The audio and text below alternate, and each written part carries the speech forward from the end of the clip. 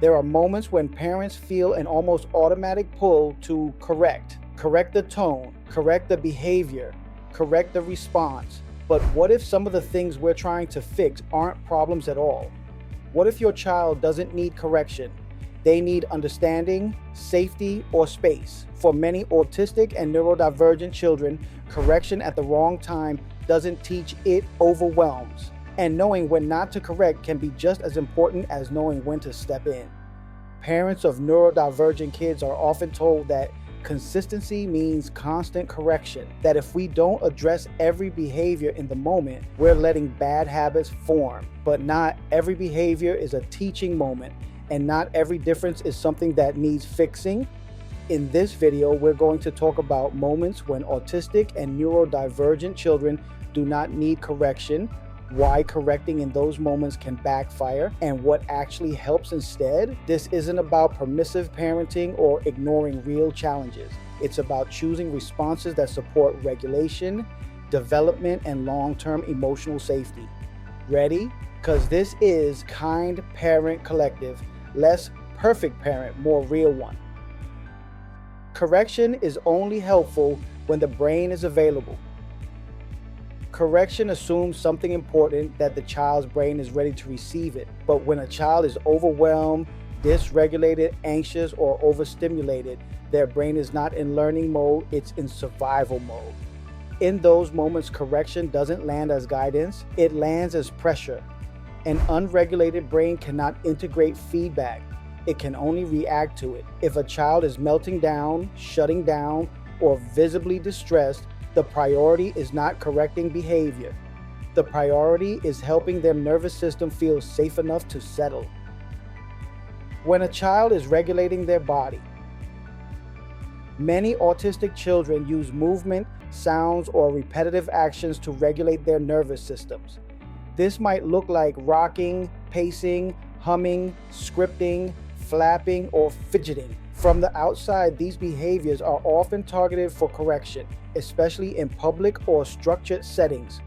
But if a behavior is helping a child stay regulated and is not harmful, it does not need to be corrected. Removing a regulation strategy without offering an alternative often leads to escalation, not improvement. Regulation is not misbehavior, it's a support need. When the behavior is a stress response, not every behavior is a choice. Freezing, avoiding eye contact, becoming quiet, repeating phrases, or refusing to respond can all be stress responses. These are signs that the nervous system is overloaded. Correcting a stress response sends the message that the child is doing something wrong, when in reality their body is doing its best to cope. In these moments, what helps most is reducing demands, offering calm presence, and allowing the stress response to pass. When communication looks different. Autistic communication doesn't always match neurotypical expectations. A child might speak bluntly, take language literally, struggle with greetings, or avoid small talk. These differences are often corrected in the name of social skills, but difference is not the same as disrespect. Correcting communication styles that are not harmful, simply difference, can teach a child that their natural way of expressing themselves is wrong. That message often does more damage than the original behavior ever could. When the child is already trying their best. Many neurodivergent children are already working incredibly hard just to exist in a world not built for them.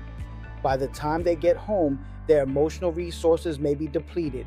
They may fall apart, resist demands, or appear uncooperative. This is not the moment for correction. When a child is already at their limit, correction adds weight to an already full system. What they need is recovery, not instruction. When the behavior is developmentally appropriate. Some behaviors are not signs of defiance or immaturity. They are signs of development. Neurodivergent kids often develop skills unevenly. They may be advanced in one area and still building capacity in another. Correcting a child for skills their brain is not ready to perform yet doesn't speed up development. It creates frustration and shame. Support builds skills. Pressure rarely does. When safety is not at risk. Correction is most appropriate when safety, boundaries, or harm are involved. But if a behavior is not unsafe, not harmful, and not disruptive in a meaningful way, correction may be unnecessary. Sometimes the most supportive response is observation, letting the moment pass without making it bigger than it needs to be. Not everything requires a lesson. When the goal is compliance, not growth. It's worth asking, what is the purpose of this correction? Is it to teach a skill the child needs, or is it to make the behavior look more acceptable to others? Correction aimed at appearance rather than growth often teaches children to mask, not to regulate or understand themselves. Masking may look like success, but it comes at a high emotional cost. When correction interrupts regulation. Sometimes a child is in the middle of calming themselves down. They might be quiet, withdrawn, pacing, or focused on a repetitive activity. Stepping in to correct posture, tone, or engagement can interrupt that regulation process. In those moments, correction can reset the stress response and prolong dysregulation. Waiting, even when it feels uncomfortable, is often the kinder choice. What to do instead of correcting. When correction isn't needed, support can look like staying nearby, offering reassurance without pressure, or simply allowing the moment to unfold. It can mean modeling behavior rather than demanding it, or saving teaching for a time when the child is calm and receptive. Support doesn't mean ignoring challenges, it means choosing timing that actually works. Teaching happens best after regulation. Real learning happens when the nervous system feels safe.